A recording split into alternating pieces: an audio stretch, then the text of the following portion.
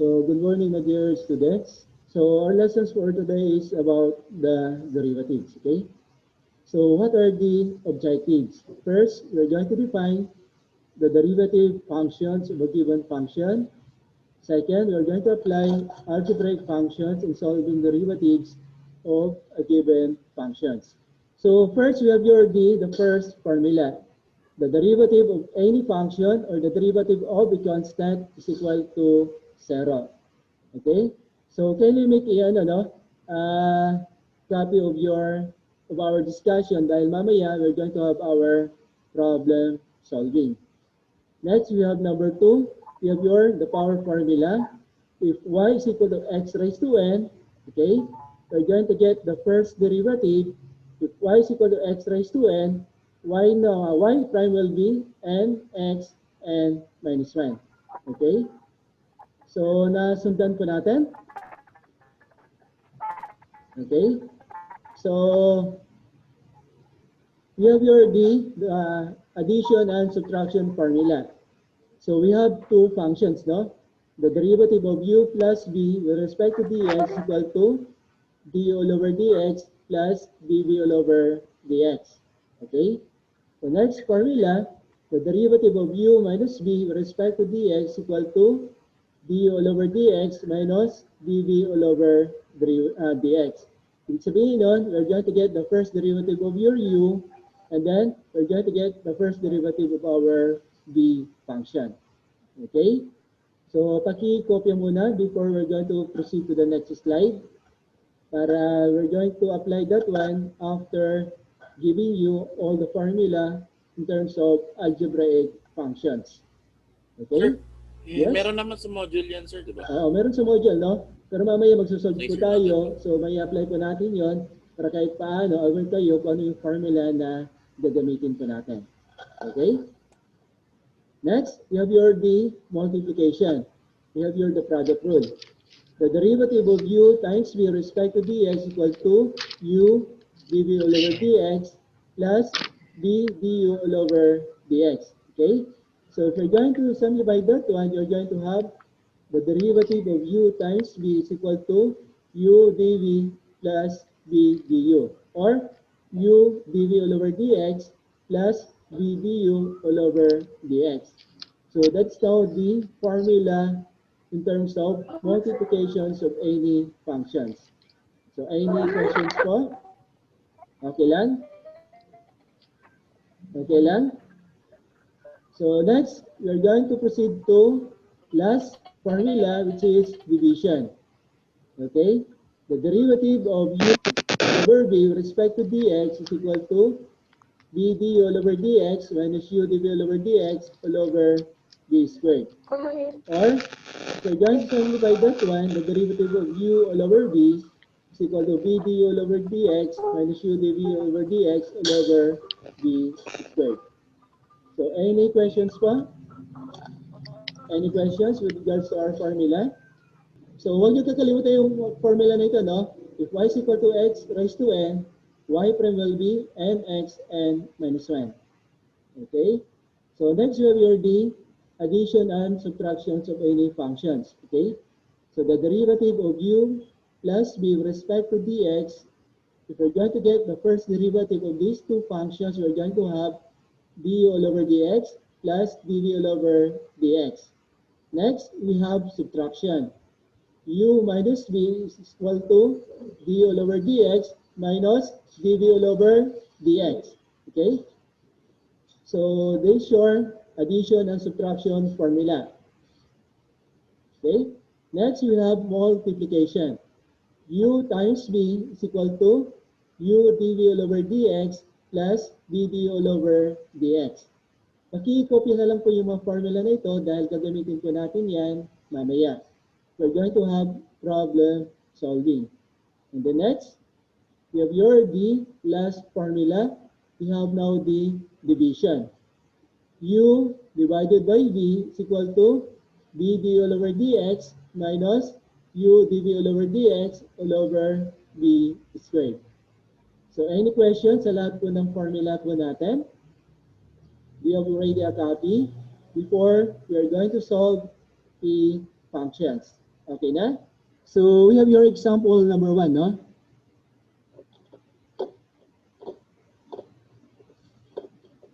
So our equation is y is equal to 2x squared minus 5x squared plus 3x plus 12. Okay? So we're going to solve the problem. Okay? So first we're going to get the first derivative. Y prime will be the derivative of 2x cubed respect to dx minus the derivative of 5x squared with respect to dx plus the derivative of 3x with respect to dx plus derivative of 12 with respect to dx. Okay? Okay? Yung PEMDAS rule ba to, sir? Addition po tayo, no? Addition and subtraction. Hindi, ipa-follow yung rule ng PEMDAS, sir, hindi. Yung Yung rule ng PEMDAS, sir. PEMDAS rule, Hindi, sir? hindi po, no? Bali, ano lang mo tayo, ano? Addition and subtraction muna tayo, no? Okay? So by this time, what formula we're going to use? We're going to apply the formula y is equal to x raised to n. We're going to apply the first derivative. Y prime will be n x n minus 1. So this is the formula that we're going to use. Okay? So y prime now will be, our exponential is 3. Okay? So we're going to have 3 multiplied by 2x raised to 3 minus 1. Okay? N is 3, 2x, 3 minus 1. Okay? Minus, our exponent is 2 multiplied by 5x squared, 2 minus 1, plus, our exponditure is 1. So 1 by 3x, 1 minus 1. Okay? Plus, okay. So plus, derivative of 12, which is constant, that is 0 na siya. Okay? So simplify it further, y prime will be 3 by 2, we have 6, x, 3 minus 1, we have squared. Okay? Minus 2 by 5, 10. Okay? 10, x, 2 minus 1 is 1, plus 1 by 3, we have 3, x raised to 1 minus 1 is 0 siya. Okay? So, simplify it further, y prime will be 6, x raised to 2, okay, minus, okay, x raised to 1, the same as x, so 10, x, plus, any number raised to 0 is 1, so 3 by 1, we have 3. So, this will be our final answer. Okay? Any questions in our problem number 1? Okay lang po? Sir, pwede kopyawan na yung answer. Okay? Sir, about sa D 12, bakit nawala po siya, sir? Yung 12, okay? Yung sa Yung 12 sa dulo, derivative ng 12. Okay? 12 is constant. Doon sa unang formula po natin, the derivative of constant is equal to 0 siya. 0. So ito na po Sige, yan. sir. Thank you, sir. Okay? Thank you, sir. Okay. Okay, can we proceed to problem number 2? So next you have your problem number 2. Nakikita po natin? Opo, sir. So this is your problem number 2. Y is equal to 6x raised to 2 all over 3 minus 4x raised to 1 half plus 3x. Okay? Okay. So we're going to solve. Y prime now will be, our exponent is 2 all over 3. So we have 2 all over 3 multiplied by 6x 2 all over 3 minus 1. Okay, nasusundan po natin. Opo, sir. Okay, minus, our exponent here is 1 half, So 1 all over 2 multiplied by 4x 1 all over 2 minus 1. Okay?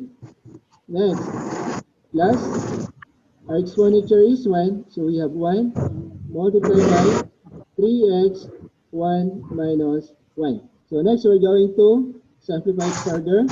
Y prime will be 2 all over 3, okay? 6x, 2 minus 3 minus 1, okay? So we're going to get their least common denominator. So 2 thirds minus 1, we're going to have 3. We have 2 minus 3, okay? Minus 1 all over 2 multiplied by 4x raised to, our LCD will be 2, 1 minus 2 plus 1 by 3, 3x raised to 1 minus 1 is 0 siya. Okay?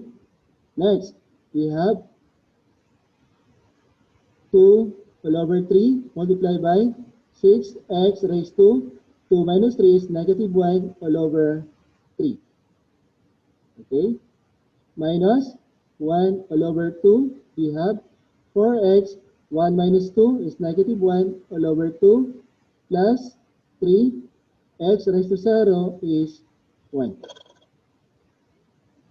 Okay? So, simplifying, we have 6 and 3 is 1. This one is 2. Okay, so 2 by 2, we have 4x negative 1 all over 3 minus 4 saka 2, we have 2. So we have 2x raised to negative 1 half plus 3 by 1, we have 3. Okay? Next, we're going to express our exponent into positive. So x negative 1/3, that is the same as 4 all over x raised to 1 all over 3 minus 2 x raised to negative 1 half, the same as x raised to 1 half plus 3. Or we have 4 all over x raised to 1 all over 3 minus 2 all over x raised to 1 all over 2 plus 3. So this is our final answer. Any questions po? Problem number 2?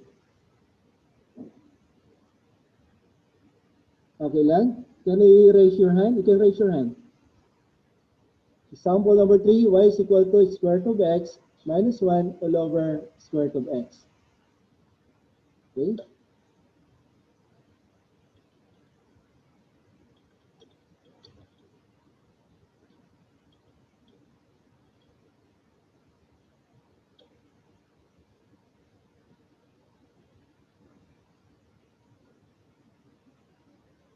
So, y is equal to square root of x minus 1 all over square root of x. Okay? So, if we're going to look on our given function, we have now radical expression. Okay? So, what we're going to do, we're going to convert this radical expression into an exponent. So, from your algebra, square root of x is the same as x raised to 1 all over 2. Okay? So, if you're going to simplify that one, that's the same as y all over x raised to 1 half minus 1 all over x raised to 1 half. Okay? So, simplified further, that's the same as y is equal to x raised to 1 all over 2. Ito, ilalagay natin sa taas. What formula are we going to use? From your algebra, x raised to n is the same as x raised to, that is the same 1 all over x raised to negative n. Okay? So, this one, x raised to 1 half, pag ito ilalagay natin sa taas, that is the same as x raised to negative 1 half. Okay? Okay. So by this time, we can now solve the problem using our formula. Y is equal to x raised to n. Y prime will be n x raised to n minus 1. Okay, so y prime, it's the same as our exponent is 1/2, 1 all over 2, multiplied by x raised to 1 all over 2 minus 1. Minus, our exponditure is negative 1/2, negative 1 all over 2, x raised to negative 1/2 minus 1. Okay, next, simplifying their exponent. Y prime will be 1 all over 2, x raised to, LCD will be 2, 1. 2 divided by 1 multiplied by negative 1 is negative 2, minus magiging plus 1 all over 2, x raised to 2, negative 1. 2 divided by 1 multiplied by negative 1 is negative 2. Okay? So y prime now will be equal to 1 all over 2, x, 1 minus 2 is negative 1/2, okay, plus 1 all over 2, x raised to negative 1/2 minus 1, we're going to have negative 3 all over 2. Okay? So next, we're going to simplify, no? So that is the same as y is equal to 1 all over 2. Yung x, negative 1/2, we're going to express our exponent into positive, magiging x raised to 1/2, okay, plus 1 all over 2, x raised to 3/2. Okay? So since our original equation is in terms of radical, y will be, that is the same as 1 all over 2, x raised to 1/2, that is the same as square root of x. Okay? Plus 1 all over 2, x raised to 3/2 from our formula, x raised to m all over n, that is the same as x, m, and then n. Okay? If we're going to follow that one, x raised to 3/2, that is the same as x, 3, and then 2. So this will be our final answer. So any questions? Problem number 3. Okay lang, can we now, do you have any concern? Problem number 3. Any questions po? Pwede pa recall? Okay. So this is your problem, no? Y is equal to square root of x minus 1 all over square root of x.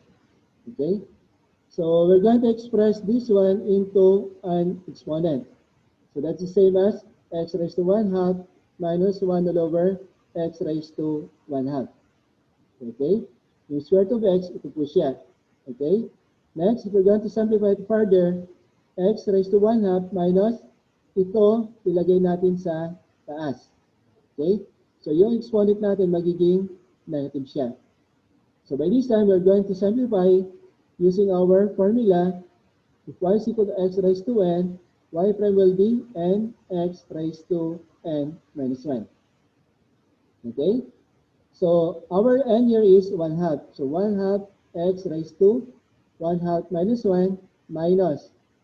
Our n here is negative 1/2. So negative 1/2 multiplied by x, negative 1/2 minus 1. Okay?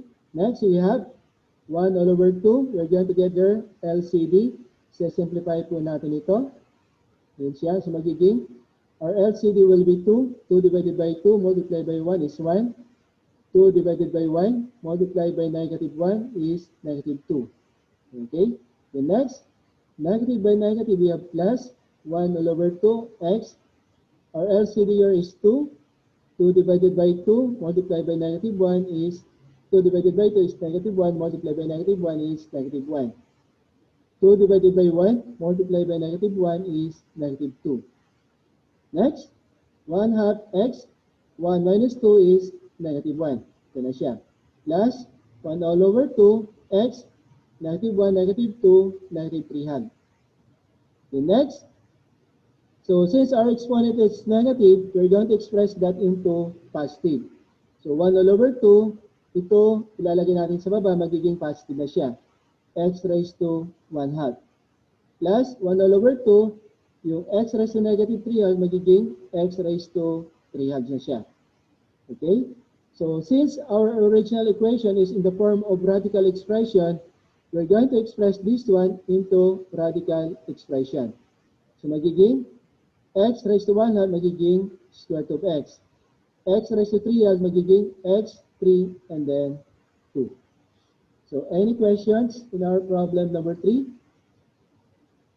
Okay lang po? You can raise your hand.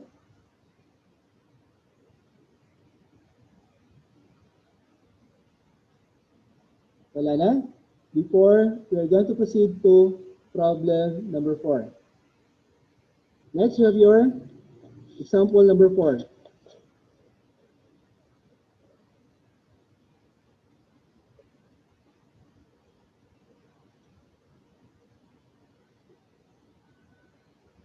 Okay? So this is your problem number 4. We're going to use multiplication.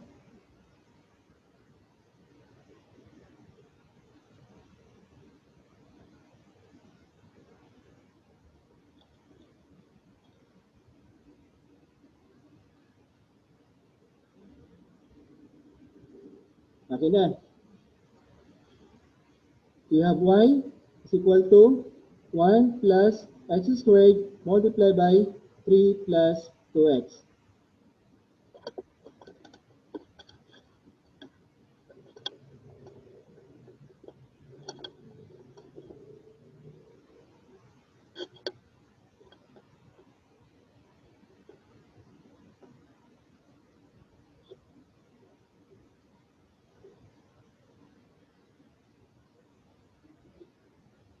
Okay?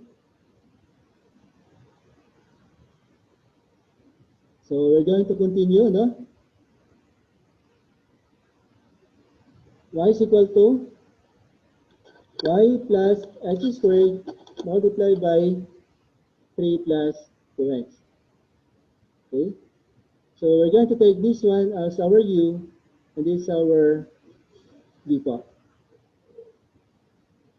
Okay? Okay. So what formula are we going to use? The derivative of u times v with respect to dx is equal to u dv all over dx plus d du all over dx. Okay? So yun na po siya, no? Okay. So by this time, this one represents our u will be 1 plus x squared, and our v will be 3 plus 2x. Okay? So we're going to get the derivative nito. Du will be, derivative ng 1 is constant sa ratio plus our exponential is 2 multiplied by x raised to 2 minus 1. Or, simplified further, that's same as 2 minus 1, that is 2x. That will be our d all over dx. Okay? So, dito, we have our dv. Derivative ng 3 is constant sa ratio plus our exponential is 1. 1 multiplied by 2x, 1 minus 1. Our dv all over dx is the same as 2. Okay? Next. Okay? We're going to follow our formula. So, susundan natin yung formula na ito. U dv all over dx plus ddu all over dx. Okay? So, formula, u dv all over dx plus ddu all over dx. Okay? So, that is your y prime. Y prime will be, ano yung u natin? Okay? Our u is 1 plus x squared. Ito siya. Then, our dv is 2 multiplied by 2 plus, ano yung b natin? 3 plus 2x, okay, multiplied by b natin is 2x. Okay, so simplify it further, we have 1 plus x squared multiplied by 2, so 1 by 2 we have 2 plus 2x squared plus ito, i-multiply natin 6x plus 2x by 2x 4x squared. Okay, next collect like terms, so we have 2x squared 4x squared, we're going to have 6x squared. Okay, plus 6x plus 2. So that will be your y prime. This is our final answer. So any question? Problem number 4.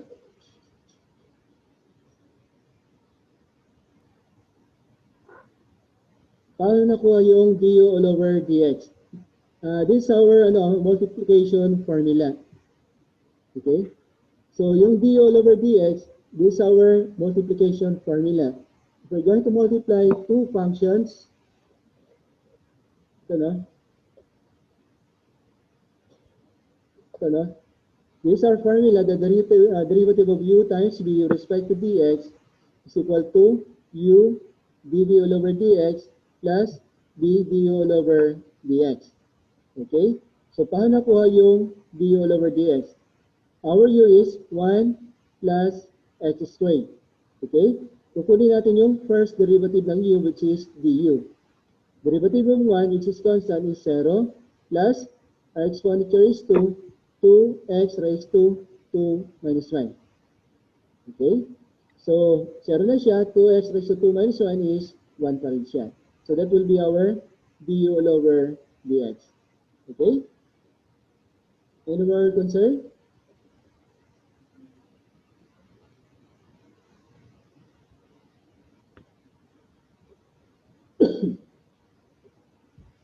Okay? So, can we proceed to number 5, our last problem?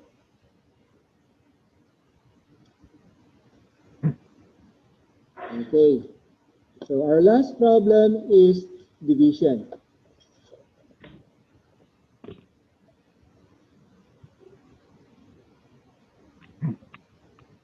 Example number 5. Y is equal to x squared all over x plus 7. Okay, can we try to solve that problem using our division formula?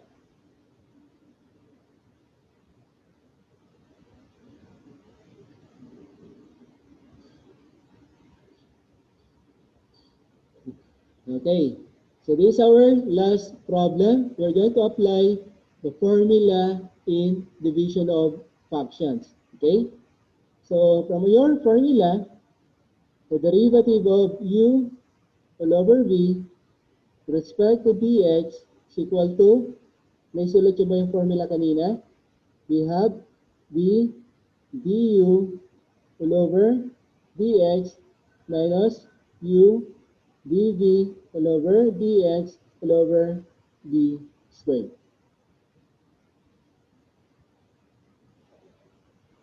Okay, so this is our division formula, no? So ito yung formula na gagamitin natin.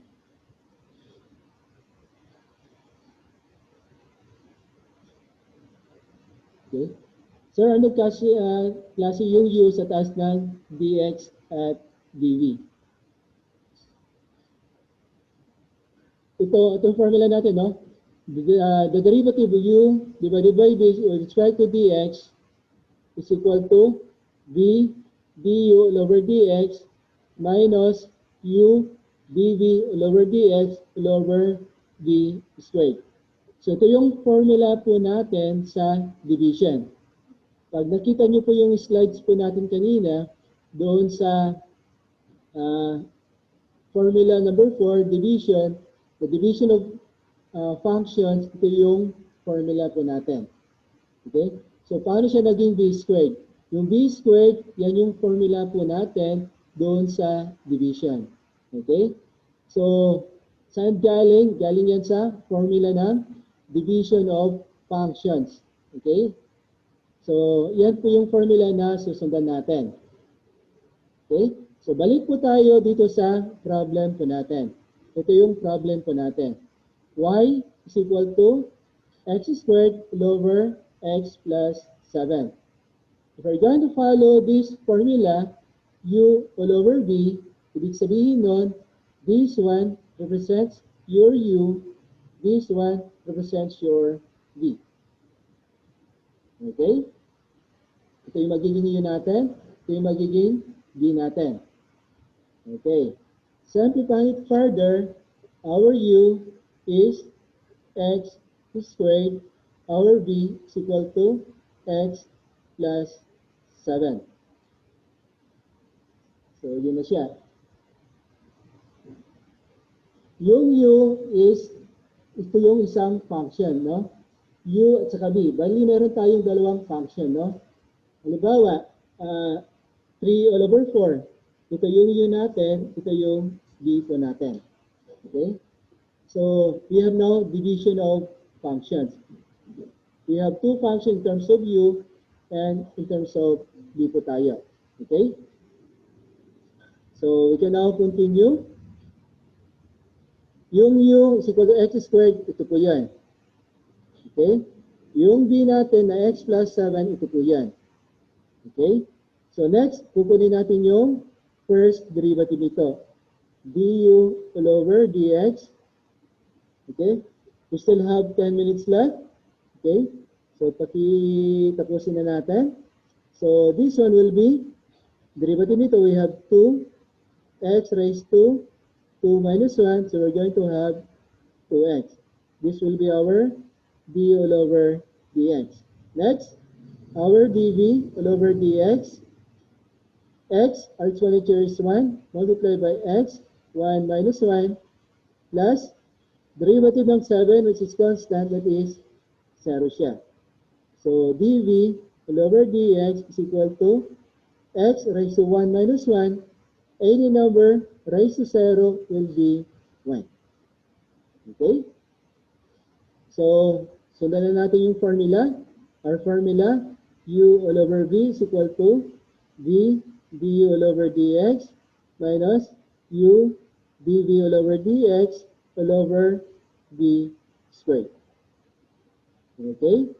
So, if we're going to substitute that one, y prime is equal to, ano yung v natin? Okay? So, what is our v? Ano yung v natin? We're going to have x plus 7. Okay? So, we're going to have x plus 7. du natin, we have 2x minus, okay? Okay? Yung u natin kanina is x squared. X squared. Okay? Then, yung dv natin, all over dx, ito siya. So, multiply by 1. Okay? All over, ano yung v natin?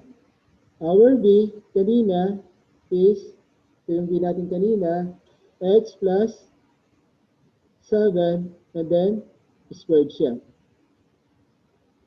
Okay? So, yun na po yan, no?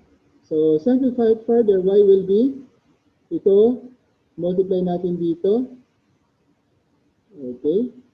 So, we have 2x squared minus 7 by 2, we have 14x minus, ito we have x squared all over Hindi nyo na kailangan i-expand yan, no? X plus 7 and then squared. Okay? So that's already your y prime. Next, y prime will be equivalent to 2x squared minus x squared. We're going to have x squared. Ito, sinubtract natin, lalabas x squared. And then, minus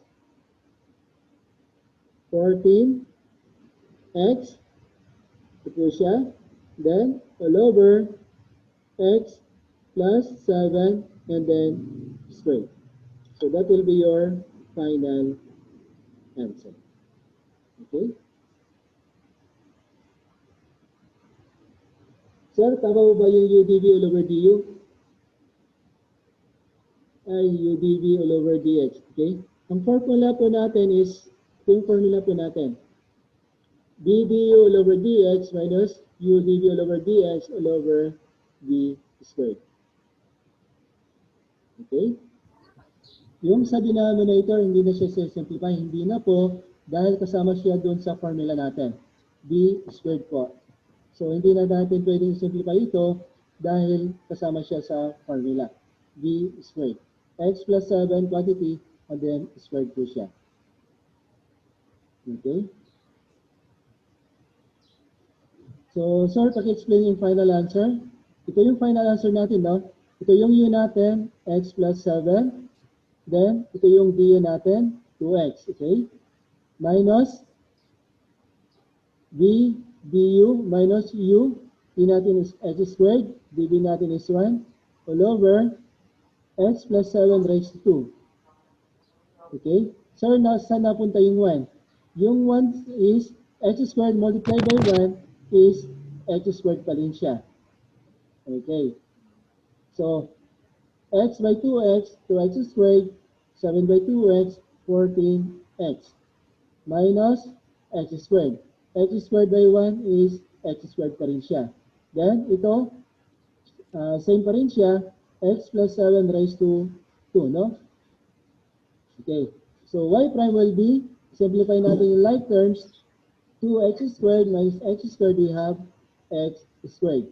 And then, what's left? Minus 14x, tapos yung denominator natin, x plus 7, and then squared. Okay? So, yung sa formula sa taas, yun na po yung formula po natin. Yan.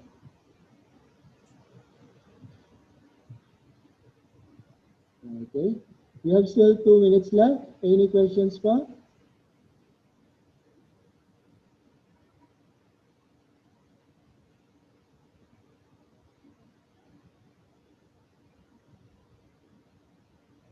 Any questions?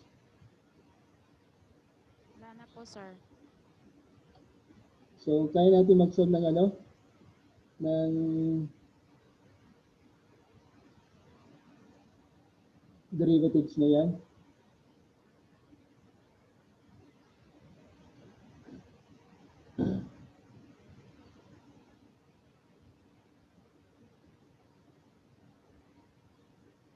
Yung negative 14, negative siya, no? Kasi ito siya, no? Sorry pala, no? Sorry, okay, okay. So, plus pala siya, okay? Sorry. Okay. So, 7 by 2x, 14x, so this one will become positive. Okay? Thank you for the corrections. Okay, 2x by 7 is 14x. Okay? Any more questions? We have 1 minute left. Bakit positive yung 14? Ito siya, no? Nagkamali lang kanina, no? Nakita ko siya ng ano. So, positive 7 by 2x, magiging positive 14x po siya. Okay? We have less than 1 minute, okay? If you have any concerns, pwede nyo akong i-message sa LMS, no? Okay. So, pwede nyo i-message doon, kahit hindi ako yung OLC nyo, I can address your concern. Siguro, ma-access ko po yung message ko ninyo, no? Para kung meron kayong clarification, then you can message me sa LMS.